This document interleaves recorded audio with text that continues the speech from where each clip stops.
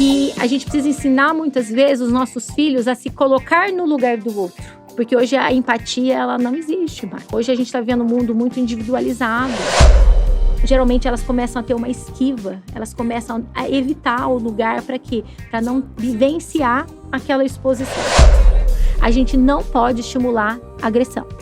Não pode incentivar, filho, vai lá e bate de novo. Não, a gente precisa acabar com isso. Para o adulto é muito difícil ter esse autoconhecimento, que é do outro. Para uma criança, às vezes, é muito difícil, porque essa preocupação com essa autoaceitação, para não ter que lidar com a rejeição.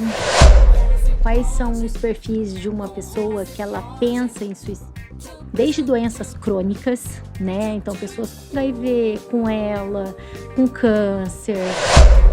As mulheres, elas tentam mais. Elas tentam e os homens, eles cometem mais suicídio.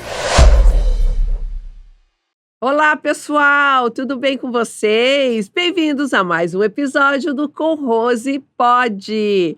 Gente, estamos no Spotify também, ok? Então, acessa lá o aplicativo e fique por dentro aí de todos os nossos episódios.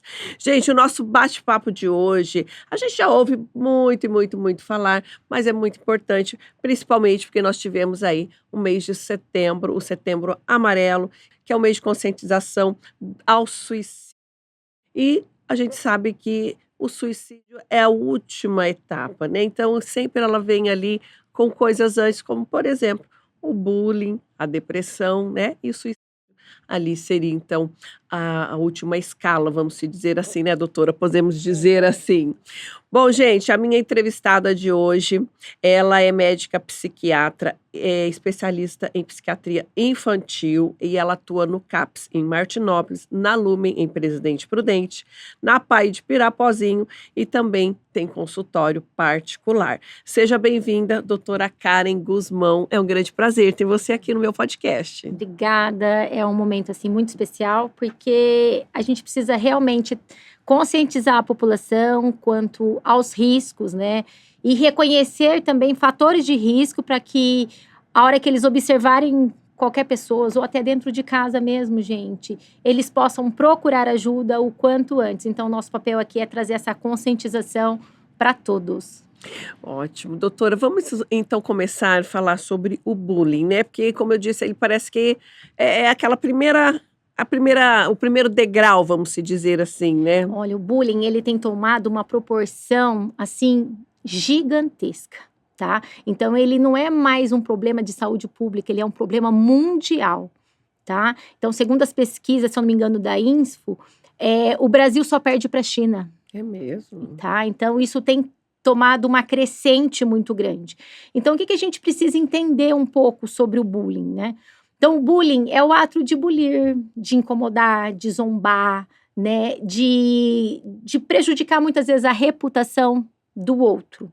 Mas o que seria? Só o bullying só é xingamento? Não. Então, a gente tem os bullings, tanto físico, que seriam os chutes, os pontapés, né? As agressões físicas. A gente tem o bullying social, que é aquela exclusão daquela pessoa, são as fofocas, são o falar mal de alguém. Nós temos o bullying virtual, né? Que é o quê?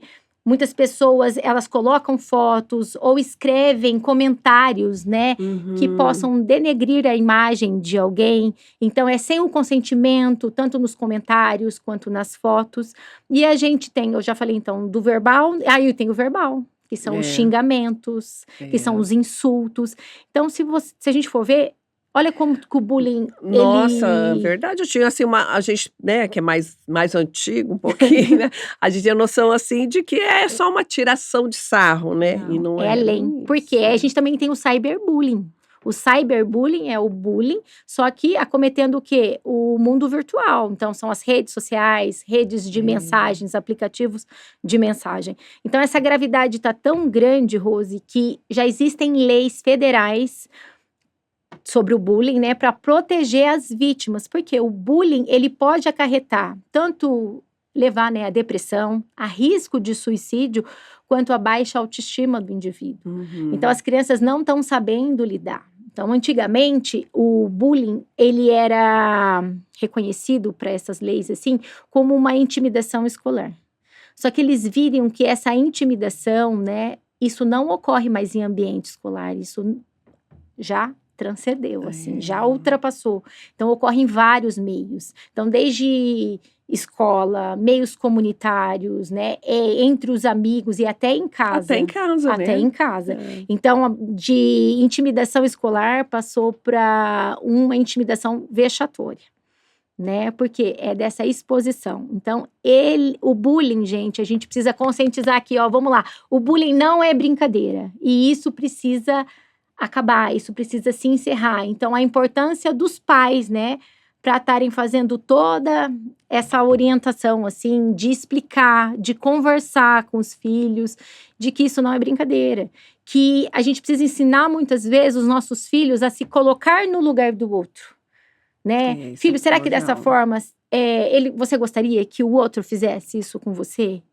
Porque hoje a empatia, ela não existe mais. Não existe, né? né? Então, hoje a gente está vivendo um mundo muito individualizado, que as pessoas só pensam no seu bem-estar, né? E o bullying, Então, o que seria o bullying em si?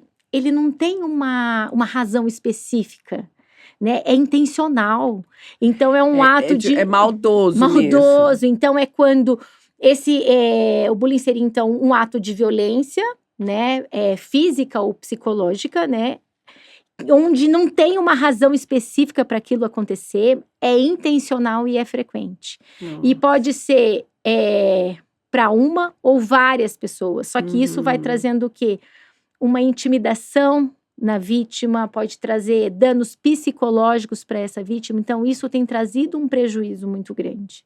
Doutora, como que eu faço para perceber que o meu filho está sofrendo de bullying? Eu vou falar aqui um pouquinho sobre alguns sinais e sobre alguns sintomas. Tá. Mas isso é o que a gente vê na maioria das agressões. Mas isso não necessariamente quer dizer que se meu filho apresenta isso os pais terem uma atenção, que ele está sofrendo bullying. Tá. Então, alguns sinais que a gente pode ver. É aquela criança, Rose, que ela... Mãe, eu não quero ir mais para a escola, me troca de escola. E isso vem se repetindo diversas vezes. É aquela criança que antes de ir para a escola ou durante a escola começa a apresentar sintomas físicos, dor de barriga, dor de cabeça. Aquela criança que tem uma queda do rendimento escolar. Aquela criança que às vezes ela pode chegar tanto com materiais rasgados como com roupas rasgadas, com machucados, né? Ela pode chegar a apresentar uma mudança de comportamento, tá mais irritada, muitas vezes agressiva, e os pais não entendem essa mudança de comportamento, então elas vão estar com uma tristeza, elas vão estar irritadas, explosivas, elas podem perder o apetite, elas tendem a se isolar um pouco mais, não querer se socializar, apresentar sintomas de ansiedade, medo. Então, geralmente elas começam a ter uma esquiva, elas começam a evitar o lugar para quê? Para não vivenciar aquela exposição. Nossa, isso é sério. É sério. Então, a gente precisa ter esse olhar. Então, assim, o que é importante? Se eu não tenho um vínculo muito bem estabelecido com meu filho, se eu não tenho esse impasse de criar um diálogo, de saber o que ele está passando, o que ele está vivenciando. Então, se eu trabalho o dia inteiro, vamos jantar, a gente janta, olha, agora vamos dormir, vocês já fizeram tarefa? E fica uma coisa muito no automático, mas sem saber, filho, como foi seu dia hoje? Só que eu explico para as mãezinhas no consultório, a gente não pode perguntar muitas coisas para os nossos filhos de uma forma ampla. Como foi seu dia hoje, Rose? Foi bom. Se eu perguntar assim, filho, como que foi seu intervalo? Com quem você ficou no intervalo? Você comeu alguma coisa? Você dividiu o seu lanche com alguém? Teve alguma briga lá? Você presenciou alguma situação que te deixou triste? Ocorreu tudo tranquilo? E se isso você vai perguntando de diversas vezes, todos os dias, o filho ele se sente muito seguro para poder compartilhar das dores dele com você. Nossa, que legal isso, gente. Olha, bacana, hein? Entendeu? Então, isso a gente precisa o quê? Criar vínculos afetivos com os nossos filhos. Verdade. Ter tempo de qualidade. Isso é o principal.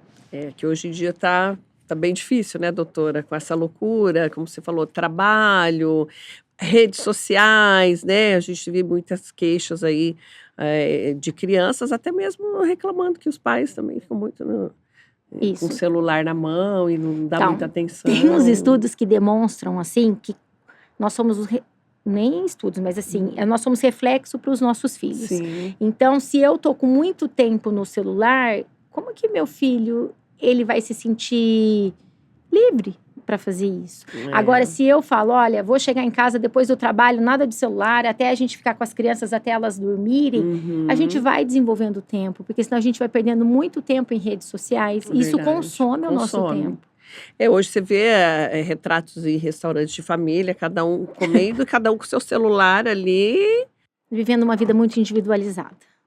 Então, nós estamos perdendo, de fato, os valores que são necessários para a gente viver de uma vida mais adequada, assim, de uma vida ordinária.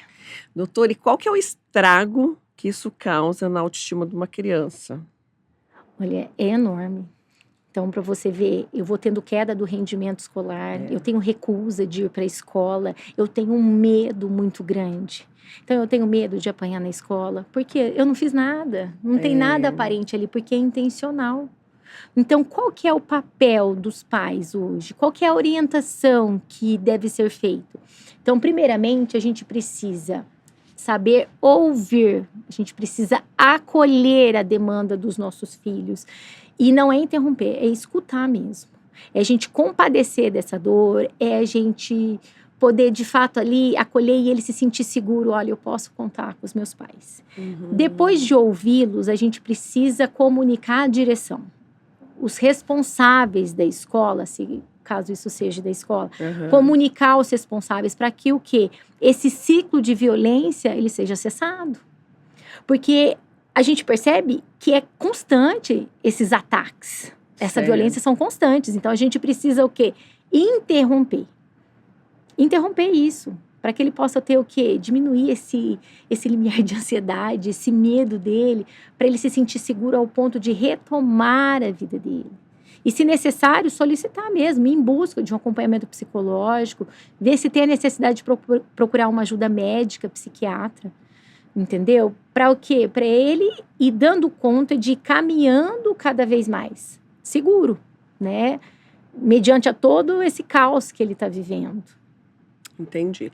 Bom, antes da gente continuar aqui, doutora, eu vou fazer agradecimento aos nossos patrocinadores, Sarto Store, Celas Gasparini, sua cela de confiança, Laboratório Marlene Spear, pioneirismo, qualidade, tradição, modernidade, Laboratório Marlene Spear. Sueli, peças para mesa de bolo e doce, deixa sua mesa aí de festa muito bonita, elaborada, e também Arapucas Bar, aquela cervejinha, aquela porção gostosa ali no Parque do Povo, Arapucas Bar. Doutora, você estava aqui, né, antes falando que existe, então, são 3 pessoas que existem na questão do bullying, né? Isso. Então, quais são elas? Então, assim, a gente observa a vítima, tem o agressor e tem quem observa, né? Então, assim, para a gente poder entender, a criança chegou, compartilhou com os pais, devemos comunicar os responsáveis. Depois de comunicar os responsáveis, a escola, o que é importante a gente poder fazer também com o agressor? Então, a gente precisa comunicar os responsáveis, né, os pais responsáveis dos agressores. A gente precisa mostrar para esses adolescentes ou para essas crianças, né, que fizeram essa agressão, o ato delas, as consequências dos atos delas. Então, assim, o que eles estão fazendo com aquela criança, né? Só que aí você fala assim, mas será que são todas as crianças? Então, a gente tem de duas uma. Ou eles estão compadecendo em bando, vamos fazer porque eu vou seguir essa manada, eu acho legal e fazer. Ou muitas crianças, Rose, eles reproduzem comportamentos que eles vivenciam em casa. Então, se eles vivenciam agressões em casa, se eles vivenciam xingamentos em casa, a chance de reproduzir esse comportamento lá fora é muito grande. Então, olha o papel dos pais da gente se policiarem constantemente, diariamente, como que a gente se porta, como que a gente fala, como que a gente se trata em casa mesmo. Verdade. Porque esse é o nosso parâmetro, são as nossas referências. Então, esse agressor, ele precisa sofrer penalidades. Por quê? Porque ele precisa saber que o que ele fez tem uma causa. E isso precisa ser pago. Então, é como eu falei, existem leis hoje que eles protegem as vítimas do bullying e do cyberbullying. Então, desde multa até a prisão. Fundação Casa. Isso. Por isso que eu tô te falando, isso é algo que tomou uma proporção muito exagerada e a gente precisa ter esse cuidado. Então, a gente precisa orientar os nossos filhos que isso não se faz, fazer esse reforço, que a nossa liberdade, ela acaba a hora que inicia a liberdade do outro.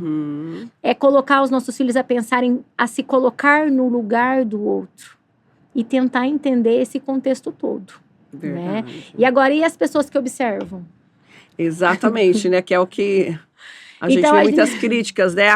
Mas quem estava filmando, e deixou o outro apanhar e não fez nada? Então, a gente precisa orientar até as pessoas que observam, porque elas podem apresentar as seguintes posturas.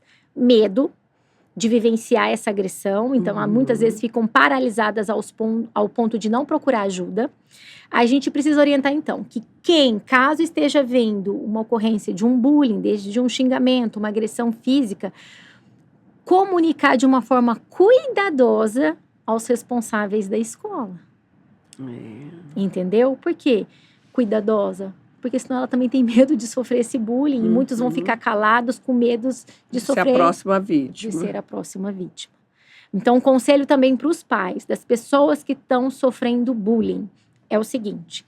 Filho, aconteceu alguma coisa com você, após a agressão ou durante a agressão, eu quero que você comunique um responsável. A gente não pode estimular a agressão. Não pode incentivar, filho, vai lá e bate de novo. Não, a gente precisa acabar com isso. Então, a gente precisa incentivar a procurar uma figura de autoridade. Para que esse ciclo, né, ele tem que acabar.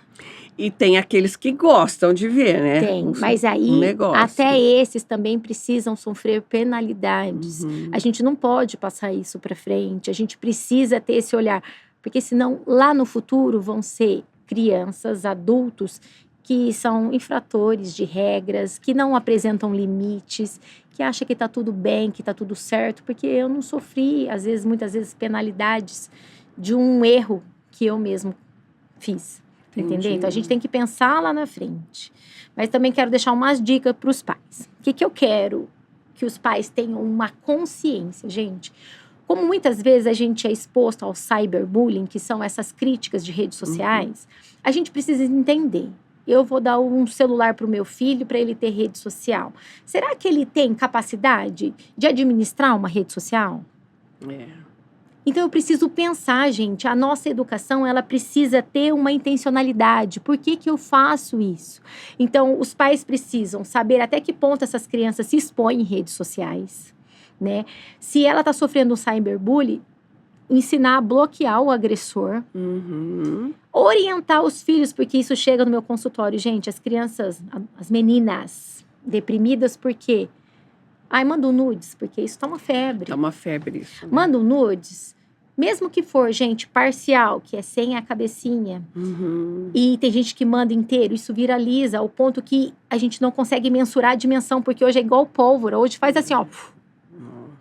Como que você faz? Então, eu oriento aos pais a sempre falar com as meninas e com os meninos também, que não se deve compartilhar fotos pessoais do nosso corpo, isso é nosso, de uma intimidade nossa. Caso isso seja partilhado e tenha uma viralização, ou está na escola, que as crianças vão deixar de ir para a escola porque está todo mundo vendo, é fazer um boletim de ocorrência, porque muitas vezes a vítima precisa de proteção. Tá? Então, os pais, eles precisam ter o controle. Quanto tempo meu filho fica no celular? Será que quanto menor a idade, é menor o tempo? Então, eu preciso ter esse controle. O que meu filho está buscando? O que ele está vendo? Se tiver ou um notebook ou um computador, em locais onde tem grande circulação, que seja na sala, não é no escritório. Porque a gente precisa ver o que eles estão acessando. Tem muitas crianças sendo assediadas. Verdade. Assediadas. Na pandemia, isso teve uma crescente muito grande de buscar tanto sites de pornografia, quanto de encontrar sites de pedófilos mesmos. Que eles fazem uma pressão tão grande na cabeça das crianças ao ponto delas fazerem muitos atos lesivos em si, tá? E aquilo vai se tornando, de uma certa forma, prazeroso. E dependendo da idade, eles confundem muito isso. Nossa. tá? Eu tô falando até de um conflito sexual muito Sim, grande. olha isso. Então, a gente precisa ter esse cuidado. O que que meu filho tá vendo? O que que ele tá acessando? Quanto tempo? Porque muitas alterações de comportamento também, Rose, vêm desse desfuncionamento de tô muito tempo jogando, tô muito tempo na internet, aí eu vou deixando de fazer muitas coisas porque tá sendo liberada ali dopamina, tá gostoso ali, é prazeroso ali. Verdade. E aí eu não vou ter, então, o prazer de brincar com os meus amigos ali no condomínio ou na rua. Então, a gente precisa trazer muito as nossas origens do que a gente viveu, brincar na Verdade. rua, É. de vivenciar, de ter mais esse contato físico, de ter mais olho no olho. É. Isso tá faltando. Eu acho também, assim, na nossa época, vamos dizer, né, na geração aí para trás, a gente tinha mais essa questão de proteger um ao outro, né? A gente tinha mais essa irmandade na rua, no colégio, né? Hoje a gente vê muita individualidade, né? Eu quero mais que você, ó, né? Então, por isso que você viu, até nas redes sociais, essas curtidas, elas foram Sim, foram tiradas. tiradas. Porque as crianças, elas estavam sendo expostas à internet, porque para uns acham que isso é glamouroso, é valoroso, né? Está sendo exposto ali. Então, quantas curtidas eu recebi? E as crianças, elas não têm essa dimensão de administrar tudo isso. Então, tem uns estudos que falam que crianças, meninas, acima de 5 horas consecutivas, assim, a chance bastante, de né? desenvolver tanto depressão, sintomas ansiosos é grande. E nos homens, 3. Olha Então, só. assim, a gente precisa ter esse cuidado. A gente precisa olhar para os nossos filhos, é os nossos tesouros. É Então, verdade. as mães hoje, elas estão querendo, eu vejo, elas estão querendo ter paz. Elas não estão querendo ter razão, né? E educar é trabalhoso. Educar, a gente vai ter que falar várias vezes a mesma coisa, mas é de entender e mostrar para eles que é um amor benevolente. Verdade. Que é E um eles amor de entendem, fazer o né? bem. Eles sabem que é, né? Isso. Que nem diz aquela história, mãe tem que ser chata, né? A mãe chata é aquela que Mãe chata educa. boa, né? É aquela que quer o bem, é aquela que vai direcionar, é aquela que vai orientar. Porque nós já vivenciamos tudo isso. Doutora, uma criança que sofre bullying ou sofreu, ela é uma criança mais violenta ou se torna um adulto violento? Não. Há uma chance maior, eu vejo, que é do agressor, Ah, é? né? Porque ele tem aqueles comportamentos, ele é mais hostil, ele é mais abusado, ele não se compadece com o outro. Então, Isso daí a criança, essa criança mais abusiva, mais agressiva, ela nasce já com esses traços ou ela adquire aí com essa convivência, como você falou, com essa base familiar que nós às vezes somos não é o tão boa fruto do nosso ambiente. do ambiente, né? Nós somos frutos do nosso ambiente. Então, se a gente não tiver uma base bem fortalecida de afeto, isso vai ficando muito disfuncional. Bom, como eu disse aqui, né, o bullying, a gente sabe que essa coisa acontece, às vezes pode ser que não aconteça nada, né, com aquela criança, passe também, é uma fase ali, né, daquela Isso. coisa e depois, né, todo mundo segue a vida, e outros que acabam aí, né, sofrendo um pouco mais tempo. Em relação à depressão, doutora, quando que a gente pode olhar para o meu filho e falar assim, ele está deprimido ou ele está triste? Isso. Então, a gente precisa entender que a tristeza é um sintoma, é um sentimento comum. Então, eu tô triste porque eu briguei com a minha amiga, eu tô triste porque eu briguei com o namorado. Então, são coisas pontuais e passageiras. Agora, a depressão, ela precisa, assim, pra gente caracterizar, né, um transtorno depressivo, eu preciso ter a tristeza, né? Além da tristeza, a falta de prazer. O que seria isso? São coisas que as crianças faziam do cotidiano que era prazeroso, que isso perde o prazer. Junto com outros sintomas que podem ser alterados, como perda do apetite, alteração do sono. Eu posso ter falta de concentração, eu posso diminuir, como eu falo assim, eu tá mais lento para fazer as coisas. Então, assim, é uma série de sinais e sintomas que eles precisam ter estar presente na maior parte dos dias, né? Todos esses sintomas e mais de 2 semanas. E eu preciso causar o quê? Eu preciso ter um prejuízo funcional, tá? Então, nas crianças, as crianças vão o quê? Cair as notas, né? Então, porque nos adultos é no nosso trabalho, na nossa funcionalidade.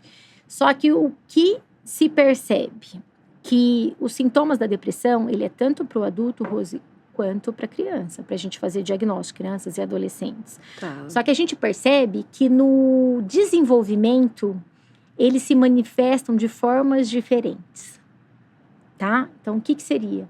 A criança, ela não sabe, muitas vezes, denominar o que ela está sentindo. Eu não sei se isso é raiva, se isso é irritabilidade, se isso é tristeza, se isso é angústia. Então, é um desafio fazer diagnóstico de depressão em crianças. Nossa. Então, o que a gente percebe? Que em crianças pré-adolescentes, a gente observa, muito comum, sintomas somáticos, né? Então, aquela criança está com dor de cabeça, que eu falei, né? Que um dos sinais, sintomas é dor de cabeça, lá na escola, quero ir embora. Verdade. Tá? Então, vai vir muito com sintomas somáticos. Irritabilidade, tá? Não é de uma tristeza. A criança, às vezes, ela fica muito mais irritada. Ela é reativa, a reações reativas. O que seria isso? Em alguns momentos, ela fica feliz, mediante alguma situação. Tipo, o amiguinho foi lá e me chamou para sair. Então, ela é reativa. Então, ela consegue ainda demonstrar esse sentimento. Aí, no adolescente, eu vejo que isso vai ficando um pouquinho mais difícil, porque ele é reativo às situações, né? Então, vai chamar para fazer um rolê, ele vai. Então, você não percebe, então ele não tende a se isolar muito. Mas no adolescente, o que eu percebo? Eles ficam muito mais com sintomas de rejeição. Então, se alguém falou alguma coisa, me sinto muito inferiorizado, eu tenho muito essa alteração em relação ao meu corpo. Eles aumentam o sono durante o dia, então tem uma hipersonia, dormem demais. A tendência de se isolar também e a irritabilidade e sintomas muito explosivos, sabe? Se explodem com facilidade, ficam mais hostis. E no adulto a gente já vê esses sintomas muito mais claros, mais evidentes. Entendi. Né? Até porque eles têm recursos para poderem falar do que eles estão sentindo. Mas é importante dizer que isso traz uma incapacidade funcional e acadêmica. Então, traz um prejuízo. Muitas vezes a gente passa por depressão. Eu já tive, né, uma depressão assim pós-parto, mas eu não percebi que eu estava com depressão. Quem me alertou foi, na época, meu ex-marido. Ele falou assim, eu acho que você está com depressão, vamos ao médico. Como que a pessoa pode ajudar a outra a perceber, né, ter essa percepção e poder ajudar aí no caso? O que eu vejo, assim, a gente tem um parâmetro, a gente vive o dia a dia com os nossos filhos assim, então eu preciso ter uma mudança de comportamento. Então, minha criança fazia de tudo, faz isso, faz aquilo. Ai, mãe, eu não quero ir. Ai, mãe, eu não quero sair com os meus amigos. Então, assim, você vai percebendo uma mudança de comportamento.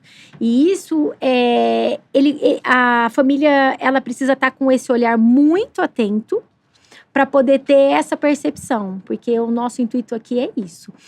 É olhar, perceber uma mudança ao ponto de procurar ajuda. Por quê? Tem crianças, Rose, que muitas crianças, elas já tiveram depressão e não foram tratadas. E isso tende a aparecer na nossa vida adulta. Ah, é? Isso. E a depressão precoce, então quando é muito novo, na vida adulta a gente acaba acarretando várias incapacidades. Né? Então, vai ser aquela pessoa que nunca casou, ela vai ter um prejuízo tanto social, dificuldade de socializar, dificuldade no trabalho. A depressão, ela pode se agravar mais, como eu posso ter várias tentativas de suicídio. Então, olha a importância de eu fazer também, muitas vezes, um diagnóstico precoce e poder tratar. Às vezes a gente conhece pessoas que falam assim, nossa, a pessoa a vida inteira foi assim, né? Sempre chato, sempre no canto, nunca conversava, nunca era nada, desde criança. E então, essa é uma pessoa que possivelmente tinha uma depressão ali desde criança e levou para a vida toda e nunca foi tratado, né? Isso. Então, assim, a gente precisa cuidar o Ficar quanto antes. atento E mesmo. mesmo assim, Rose, mesmo tratando essas crianças, tem alguns estudos que falam que após 5 anos eu posso ter recaída. Ah, é? Ainda tem isso? Tem isso ainda, tá? Nossa. Então, na vida adulta também. Eu tenho 40% de chance, às vezes, de ter uma recaída e continuar tratando.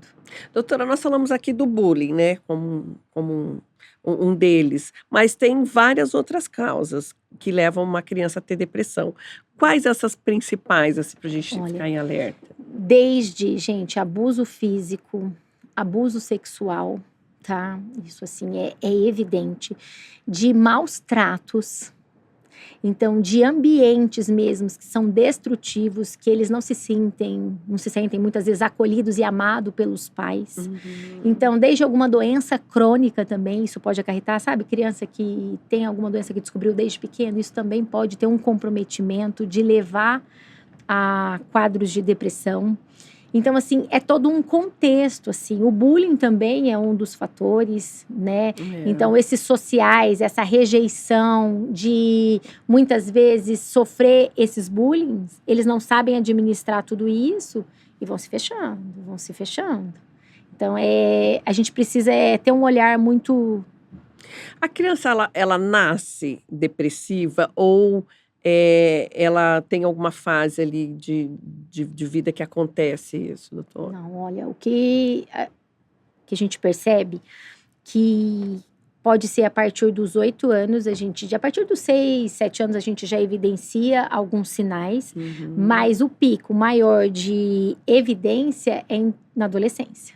Na adolescência. Na adolescência. Então, a gente sabe que tem tanto essas alterações hormonais, quanto essas vivências, né, com os amigos, isso pode acarretar a um desenvolvimento de depressão. Outro fator importante também, sabe o que é? A automutilação. Ah, é. Então, a automutilação, o que seria, gente? São atos lesivos contra o próprio corpo, né? Então, desde braços, partes escondidas como interno de coxa, barriga e flancos, tá? Então, o que é o cuidado que a gente precisa ter aqui? Gente, não é frescura, tá? Não é para chamar atenção. Isso aí é algo assim, isso aqui tá tão conflituoso, isso aqui tá tão intenso, essa angústia, essa aflição, tá tão intensa que ele não sabe administrar tudo isso e muitas vezes, de uma impulsividade, eles acabam se automutilando por um meio, às vezes, de aliviar aquela dor. Ah, é mesmo? Isso. Para aliviar a dor. Aliviar a dor, desse sofrimento. Né? Então, assim, pais, prestem atenção, estão usando moletom, nós estamos no verão, na hora do banho, por que não quer ir na piscina? Entendeu? Então, a gente prestar atenção àqueles arranhões, aqueles machucados, porque muitos se socam também, se machucam. Por quê? Aqueles hematomas que não desaparecem. Então, a gente precisa estar olhando. Nossa. Então, você está vendo que são coisas muito são sutis, assim, no nosso dia a dia, né? Que às vezes precisa ter uma atenção maior. Tem que ter mesmo uma atenção muito grande. Nossa. Então, a gente precisa ter esse cuidado, porque a adolescência, eles são muito impulsivos, adolescentes. E isso, para eles tentarem um suicídio, também é muito grande. Doutora, e tem assim uma idade que a criança ela convive muito nas redes sociais, isso afeta a vida dela, essa tecnologia, esse excesso de estar em redes sociais? Porque a gente vê, assim, não sei, pelo que eu convivo, eu vejo mais adultos, né, em redes sociais, mas também acontece com criança? Acontece. Então, a gente precisa entender que a internet, ela tanto pode ser positiva quanto negativa. Então, positiva é fazer o que a gente está fazendo aqui, trazer uma conscientização, trazer informação. E isso é positivo, né? Então, assim, buscar coisas, tipo, que vão agregar para o meu conhecimento. Então, eu tenho que saber explicar para o meu filho o que você está buscando na internet. Eu preciso ter essa intencionalidade. O que eu estou buscando? E aí, ela é negativa. Então, se alguém coloca algo lá e fala assim, vai trabalhar, vai cuidar da sua vida... Tipo, coisas até de conteúdo, muitas vezes religioso, sabe? Você chegou de um acampamento, aí você vê lá embaixo, lá no Twitter, vai procurar sua vida, vai se tratar. Então, assim, a gente vê muita hostilidade. Nossa, e como lidar com isso? Como lidar pelo que eu acredito, pelo que eu gosto, com o que as outras pessoas estão falando? Então, se é pro adulto, é muito difícil ter esse autoconhecimento, o que é do outro, o que é meu, se eu tô bem... tá tudo bem. E se eu errei, tá tudo bem, vamos tentar acertar, vamos tentar se realinhar. Para uma criança, às vezes, é muito difícil, porque essa preocupação com essa autoaceitação, para não ter que lidar com a rejeição, né? Então, é esse mesmo cuidado que a gente tem que ter com as redes sociais. É essa preocupação que os pais precisam saber o que eles estão acessando, o que eles estão buscando, para ter o quê? Uma orientação. Aí que os pais entram. Olha, filha, isso aí não é bacana, você tá vendo? Isso fala sobre isso, isso e isso. A mamãe pode te explicar de uma forma melhor. Isso é isso, entendeu? E bebês também sofrem de depressão? Não. Isso vem mais da fase escolar em diante. Escolar mesmo, É e escolar. adolescência, que fica ali mais Isso. sério. Então, a gente tem alguns sinais assim, vamos supor, transtorno de ansiedade, de separação. É aquela criança que está inserindo na escola, a gente não vai lá ficar uma semaninha, ver como que eles ficam. Crianças que choram muito, elas não conseguem. Então, se ela tem um transtorno de ansiedade de separação, a chance também de ela desencadear na adolescência e na vida adulta transtornos depressivos, isso também é grande. Então, assim, são vários diagnósticos diferenciais que a gente pode estar fazendo também com depressão, porque esses sintomas, eles podem estar presentes em outras doenças, entendeu? A irritabilidade é uma delas. Está presente na ansiedade, está presente no transtorno bipolar. E os distúrbios alimentares também tá envolvido nisso? Tanto para mais ou quanto para menos? Aí eu vejo que do distúrbio alimentar é tanto de algo muito familiar, né? Tem psicólogos que falam que está relacionado muito com a relação com a mãe também, né? A comida, com a relação com a mãe, como que é essa parte afetiva. Será que essa mãe cobra muito essa beleza? Será que essa mãe cobra essa perfeição que as redes sociais, elas tentam, né, mostrar pra gente, que são comidas boas, viagens caras, que são roupas de grife, que são corpos perfeitos? Mas o que é o perfeito? Então, o que eu falo? Eu falei até hoje numa palestra, hoje cedo, que muitos de nós, então, assim, até nós, eu me incluo, a gente às vezes fica olhando muito pelo que falta, a gente não olha muito pelo que a gente tem. Que a gente já tem, né? Então, olhar pelo que falta, isso gera uma frustração muito grande, né? Então, você imaginou para uma criança? Tá tudo bem? Hoje é a febre do youtuber, né? Eu quero ser youtuber, porque a imagem que é vendida é isso. Verdade. Ganha bem, faz coisas que gostam, né? Nossa, ganha. Teve uma época que meu filho, meu Deus, ele chegava, mãe, você compra um negócio pra mim, aí eu quero abrir, tá? Você filma eu abrindo, que não sei o quê. Aí tinha que abrir ele falando aquele jogo. Mas exatamente. Isso aí, estimulando um consumismo. Verdade. Então, você olha, você quer ver, eu quero aquela boneca, eu quero aquilo. E essas crianças, como a gente falou assim, elas não estão sendo educadas ao ponto de receberem um não. É o que a gente estava falando no comecinho aqui antes. Nossa, então, as crianças, os pais, eles para suprirem muito a ausência física, eles tentam proporcionar um bem-estar para essas crianças. Mas a gente precisa ter um cuidado com isso. Porque as crianças, é natural elas terem essa frustração, eles receberem um não. Porque senão, na vida adulta, eu já atendi adolescentes que o primeiro não foi o do namorado. Verdade. Não sabe lidar, eu quero morrer, minha vida acabou. Porque elas não aprenderam ali, ao longo da etapa do desenvolvimento delas, a lidarem com essas frustrações. Então, quando se depara com isso é muito frustrante, isso traz uma angústia, isso traz todos esses sintomas aqui embutidos que para eles têm um peso muito grande. Até outro dia, eu queria te contar uma historinha da escola do meu filho. Então, tem um grupo das mães, aí uma das mães colocou lá que os meninos no intervalo estavam baixando a calça do outro, né? E que daí um estava ficando com vergonha, que não sei o que era pra gente conversar. Então, aí com as mães, né? As mães de filhos, né? Dos meninos, né? Em relação a isso aí. Então, assim, eu falei, gente, mas que eu me lembre, até meus irmãos. Eu acho que até hoje eu vejo aí churrasco, muito adulto ainda, dá lá, dá uma baixada na calça do outro, faz não sei o quê. Enfim, até onde que, assim, é o saudável, natural do universo masculino ter esses tipos de brincadeira e até onde isso pode afetar?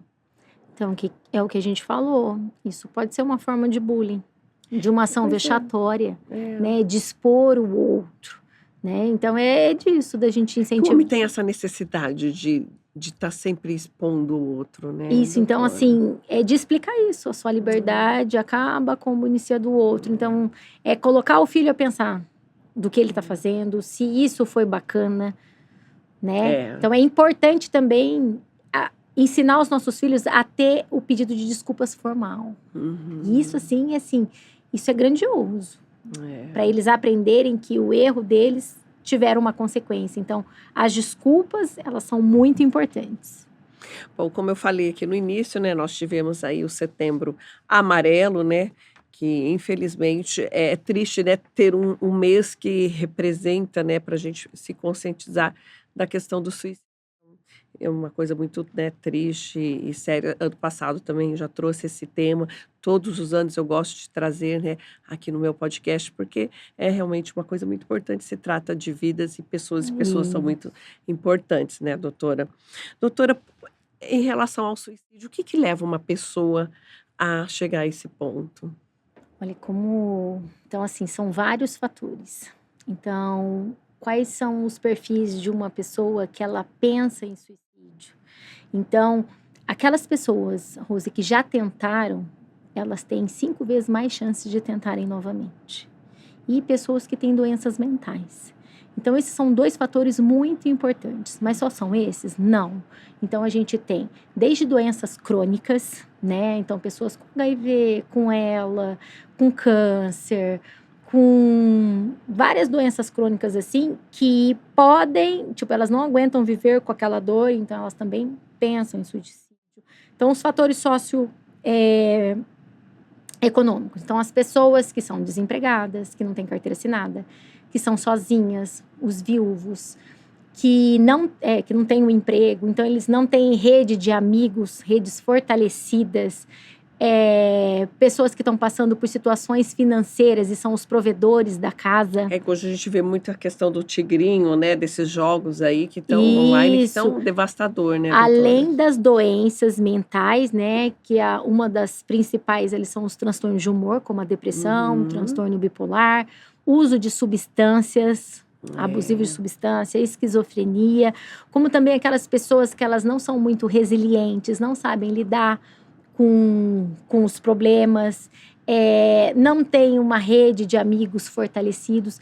Então, esses perfis são pessoas que são características, fatores de risco para o suicídio. Então, igual família, né? Então, os pais que têm depressão, os filhos têm grande chance de desenvolver depressão. Ah, é? Sim, porque é de uma predisposição genética. Então existe mesmo Existe. isso. Então, pais que já tentaram suicídio, então tem um histórico na família. Então, eu preciso estar em alerta. E muitas vezes, Rose, as pessoas elas não procuram ajuda médica, porque muitos acham fraqueza, covardia. Então, elas não procuram ajuda. Sem contar que isso também é um tabu. Falar de suicídio, falar de depressão, ainda a gente traz muito esse estigma, porque além desses sinais de fraqueza, né? Antigamente eles falavam, era pecado. Então, quem suicida é pecado. Então, tem esse conflito muito grande em será que eu busco ajuda por isso? Mas é importante. Então, como é importante a gente perceber sinais, né? Então, ele tá falando que quer morrer. Então, gente, isso é real. Então, imagina ali, aquilo ali tá intenso, aquilo ali tá conflituoso, eu não tô dando conta daquilo e eu falo, olha, amiga, eu tô pensando em morrer, eu não aguento mais, para mim tá difícil. Então, o que acontece? Não é que cão que late não morde. Nessa situação, isso é real. Porque a pessoa, ela não aguenta lidar com aquela demanda, com aquele sofrimento, e ela precisa o quê? Colocar para fora. Então, o que a gente precisa fazer muitas vezes? É acolher, é ser ouvinte, é ter um olhar de compaixão, sabe? E evitar aquelas frases, nossa, é falta de enxada, nossa, seja forte. Vai levar um tanque de roupa. Isso é falta de ter o que fazer. Ou você precisa ser mais forte. Não, gente, isso não vai ajudar. Se ela não tá dando conta sozinha e ela tá tentando buscar uma ajuda, é sinal que para ela tá muito difícil. Tá incapacitante. Então, a gente precisa o quê? Primeira coisa, gente, é fazer com que essa pessoa, ela busque um profissional, ela busque ajuda pra gente evitar o quê? uma tentativa realmente de suicídio, É. por conta das impulsividades. Então, a gente vê também muito, Rose, as extremidades, ou vão ser muito os adolescentes ou os idosos. Ah, por quê? Além das dores crônicas, eles se sentem muito sozinhos, eles têm que lidar com essa solidão e muitas vezes se sentem um fardo para a família. Verdade. Agora, os adolescentes dessa impulsividade muito grande, não saber lidar com esses conflitos internos. A sexualidade entra aqui também. Quando eles entram em conflito sexual, isso não conseguem lidar com essa demanda, ou se eu vou ser aprovado ou reprovado pelos meus pais, se eu vou ser acolhido ou não, me vejo muito perdido. Então, a chance também de uma tentativa de suicídio é grande. Nossa. Existe, em estatística, assim, é mais recorrente o suicídio no homem, na mulher? Como que é, Existe. doutora? As mulheres, elas tentam mais. Mais? As mulheres, Ah, é? elas tentam mais. E os homens, eles são mais assertivos. Olha. Então, em questão de gênero, Entendi. as mulheres, elas tentam e os homens, eles cometem mais suicídio. Outro dia eu até vi um caso muito triste de uma mãe com um filho autista que ela, né, tirou a própria vida porque ela disse que não aguentava mais. E o sofrimento estava muito grande, aí lidar com a criança, com o filho. Porque a demanda é grande. Então, eu vejo que hoje as pessoas, elas julgam muito, elas apontam muito, mas acolhem pouco. Doutora, o suicídio, ele é um excesso de coragem ou de medo, ou de fraqueza, de covardia? Olha, Porque eu acho muito, cara, eu acho que deve ser muito difícil É você tirar a difícil. sua vida, não é? Eu acho que Então, tem que ter muita... o que a gente vê de alterações psicopatológicas nas pessoas que tentam suicídio? Então, é uma ambivalência muito grande. É um querer viver, mas um querer morrer. Eles têm uma rigidez de pensamento. Então, o que seria isso? Eles só ficam pensando coisas negativas. Então, vem, olha, isso tá pesado para mim, isso parece que não tem fim, eu não tô aguentando essa demanda. Então, fica como se fosse um ciclo vicioso. E além da impulsividade. Então, muitos tentam e não são assertivos. Mas uma hora que planejar, isso vai acontecer. Então, assim, esse pensamento deles, assim, é tão grande de não encontrar uma saída, então eles precisam pelo menos ter um apoio. Então, é importantíssimo quando uma pessoa, ela fala em querer morrer, tem ideação suicida, é uma urgência médica. Ele precisa procurar quem? Ou vai procurar um pronto-socorro, né? Ou vai ligar para o bombeiro. Ah, é? E isso porque eles vão acolher e vão levar para o hospital de referência. Porque o nosso objetivo maior é impedir que eles cometam o suicídio. Então, eles precisam o quê? Iniciar um tratamento. Verdade. E a rede pública, ela tem esse apoio? Tem Ela esse tem apoio. esse Além trabalho dos que serviços não- sociais, como o CAPS, para acolher toda essa demanda, né? Atenção psicossocial, né? De casos graves. Isso para poder fazer esse acolhimento, para manter um tratamento, né? Mas outra coisa importante é que essas pessoas que pensam, né, ou que tentam, muitas vezes elas não buscaram ajuda. Então, nosso primeiro contato é após uma tentativa, Ah, entendi. né? Porque esse estigma muito grande de ter que lidar com a depressão, de ter que lidar com esses pensamentos, eles não chegam. Mas também a gente observa, e através de estudos, que muitas pessoas que tentaram, elas já passaram por algum profissional de saúde, seja ele de atenção primária, atenção básica, como cardiologista, entendeu? Clínico geral, já passaram. Então, é importante a gente poder estar falando de tudo isso, porque a gente precisa acolher. É igual chegar numa atenção primária, uma criança, aquela criança que está sempre com dor de barriga. Não é só uma dor de barriga, muitas vezes. A gente precisa ver o que está, destrinchar, desdobrar o que está além disso. Tentar entender o ambiente familiar. Porque às vezes é só um pensamento. Então, Verdade. se eles não chegarem para nós depois de uma tentativa de suicídio, que são poucos que buscam ajuda antes, vai ser depois do ato em si. Olha só, a gente já pensado, né, na importância de qualquer profissional da saúde que dê atendimento a uma pessoa, ele já ficar alerta E de ter, ali, né, de de ter ter essa essa escuta, esse é, olhar, assim. Então, tem presença de transtorno mental, já teve uhum, outras tentativas, é entendeu? verdade. Então, fazer um direcionamento, porque se a gente sabe realinhar, assim, a gravidade disso tudo, a gente sabe para onde a gente vai encaminhar. Às vezes é só pensamento. Então, assim, muitos, se eu não me engano, 60% de uma pesquisa entre os adolescentes, 60% já pensaram. É mesmo? 30 já cometeram. Então, olha que É grandioso que é isso. grandioso. Entendeu? Então, adulto, a mesma coisa. Muitos pensam, É né? verdade. É. Alguns tentam e alguns cometem. Então, ninguém já vai direto para tirar a vida. Então, tem Aham. um pensamento, aí depois tem de uma ideação, de um planejamento para o quê? A execução, Execução. o ato em si. Doutora, a gente sabe, né, há muitos alertas sobre a questão das redes sociais, né?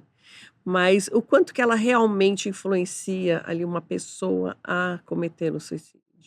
A gente, há um tempo muito lá atrás, a gente viu aquela presença da baleia azul, Verdade. né? É. Isso foi um dos fatores, joguinho, faz isso, faz aquilo, até Uhum. as pessoas muitas vezes cometerem. E eram quem? Crianças e Crianças e adolescentes. Porque adolescentes. eles não sabem mensurar a gravidade. O que aquilo pode causar. Então, hoje tem muitos desses TikToks que falam de...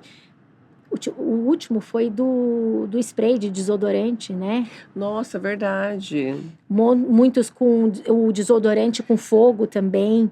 Então, assim, se a gente não tiver em alerta, como que a gente vai orientar? Às vezes, numa dessa, a gente nem percebeu. E deve ter outros por aí que a gente ainda, né, não chegou ao Outros. nosso conhecimento, né? E, assim, é de uma rede. Então, assim, quando eu falo assim, tem amigos que se cortam, aí ele vê aquele amigo fazendo e a tendência é ter uma reprodução, para ver se de fato aquilo alivia mesmo. Muitas vezes vai ser por curiosidade, muitas vezes vai ser intencional e muitas vezes vai ser pelo um sofrimento, Nossa. né? Então a gente precisa saber o que busca, o que procura, a quantidade de tempo que fica e a gente precisa limitar isso. Eu acho que até os adultos mesmo, tipo, o que eu busco, quanto tempo eu navego, né?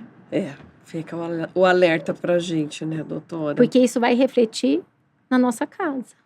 Então a gente vai perdendo Exatamente. muitas vezes tempo com qualidade com os nossos filhos É, por conta de redes sociais que consomem a gente a maior parte do tempo. é. E a gente tá perdido mesmo. Eu vejo muitos pais, assim, a gente conversa com vários tipos de profissionais, a gente tá perdido. Eu falo, na nossa geração, minha geração né, dos 50 anos, aí, a geração dos anos 70, era sim e não. O pai vai, não vai, é isso, é aquilo. Hoje, com todas né, essas informações, você vai falar alguma coisa para a criança, eles retrucam com você, eles te, né, falam coisas que você, meu Deus, A é gente difícil, precisa ter doutora. um equilíbrio entre a permissividade e quanto à autoridade, né? É, Antigamente, eu acho que a gente vivia muito a muita autoridade, autoridade, é verdade. entendeu? Então, era o olhar só, então a gente precisava exercer aquela autoridade. E muitas vezes a parte afetiva ficava muitas vezes diminuída. É Então, a gente verdade. precisa encontrar um equilíbrio nisso Da tudo. autoridade e do afeto. Isso. Mas para a gente criar tudo isso, a gente precisa ter o quê? Tempo. Tempo. Nossa. A gente precisa criar vínculos. É isso aí. Doutora, para a gente encerrar, então, que bate-papo super bacana, esclarecedor. Muito bom saber, né, que existe depressão em criança sim, e que precisa, né, ser tratada, precisa dessa criança ser olhada e que o primeiro olhar realmente é o dos pais, é o da gente Isso. dentro de casa, né? Para a gente encerrar, eu queria que você deixasse uma mensagem para os pais, um alerta, o que a senhora achar melhor. Pais, tomem cuidado das coisas mais preciosas que vocês têm, que é o que são os nossos filhos, tá? Que vocês possam ter esse olhar cuidadoso, esse zelo, esse amor, que ele possa transcender, entendeu? Então, o nosso papel é orientar. A gente pode chegar em casa cansados, decorrência do nosso dia a dia, mas é dormir com a sensação de um dever cumprido. E eu acho que é isso, é trazer essa conscientização que o bullying existe, que a depressão existe e que existe tratamento. É isso aí. Legal, doutora. Muito obrigada pela sua participação, sua contribuição. Esse aqui é um presentinho nosso, que é a nossa caneca aqui do podcast. Você lembrar aqui sempre da gente. E, doutora, a senhora é psiquiatra, né, infantil, então eu tenho certeza que tem muitos assuntos aí que a senhora pode contribuir aqui com os nossos seguidores. Lá na frente a gente podia falar de orientação parental. Hoje, numa palestra que eu dei hoje, não era nem sobre o suicídio, a maioria perguntou isso. Eu não sei o que falar quando eu tiver que falar de sexualidade com meu filho. Nossa, muito bom. Vamos então, vamos, produção, deixar agendado aí esse tema, ótimo. Porque a gente precisa estar preparado para quando eles perguntarem a gente saber o que responder. Verdade. Entendeu? Verdade. Então eu falo muito assim, a gente estuda para concurso, a gente não estuda para educar. Qual que é a melhor forma que eu preciso agir com meu filho, como me comportar, como cobrar dele, se for assim, ele grita, baixa o tom de voz. Você pode ter certeza. Filho, por que você tá falando assim? A mamãe não tá gritando, ele vai abaixar também. Olha isso. Se vocês gostaram desse conteúdo, se identificaram e viram algum parente, algum amigo, gente, passa, compartilha aí esse podcast. E doutora, aqui as redes sociais, seu Instagram, vamos colocar aqui. Quem quiser aí, estiver passando por algum tipo de problema, alguma dúvida, pode mandar. Você responde, né? Aí olha que legal, gente, tá bom? Vamos ficando por aqui, então, agradecendo aos nossos patrocinadores, Sarto Store, Laboratório Marlene Spear, Celas Gasparini, Sueli, peças para mesa de bolos e doces, e também Arapucas Bar. É isso aí, gente. Até o próximo episódio, se Deus quiser. Obrigada. Tchau.